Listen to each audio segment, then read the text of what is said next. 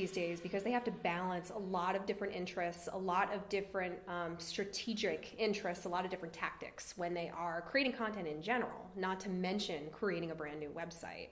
So what we see often from marketers is they end up kind of relying heavily on the branding and messaging and losing sight of some of the SEO tactics that we're trying really hard to put into place on their new site so people find it. One of the things marketers can really try to keep in mind when they're going through and they're assessing something their SEO team has done is that a lot of the things that their SEO team has done are not meant for people to see. They're meant for search engines to crawl. What people see is the content that's on the page. That's what's going to engage your prospect. SEOs need to put target terms in places where Google looks for them.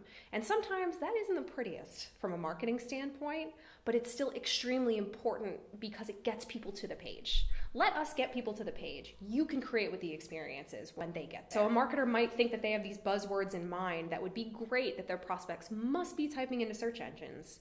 But you'll have an SEO firm come in and do an analysis, and they might find that the keywords you thought your prospects were typing in don't have any search volume at all. So they may be well and good to be featured on the page. They might be good for you to involve in your content because they show that you are a market leader.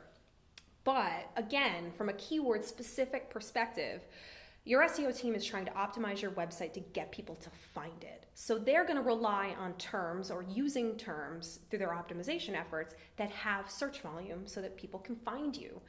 So it's important to make sure that you don't go too heavy on the branding and forget that you need to drive people to the content that you've just written. So it's always a balancing act between messaging and UX and SEO. But I think it's extremely important for clients to realize that SEO should have an equal, if not heavier, seat at the table than those different elements because SEO is going to be driving traffic to the website. It's a completely data-driven approach because we can measure everything. We can see exactly what people are typing in, and then once your website launches, if you continue to work with your SEO firm after that or you're measuring your analytics on your own, you can see how your keywords are ranking, which pages have the most organic traffic. And you can see whether or not your SEO strategy has actually worked through the analytical tools that marketers have at their disposal.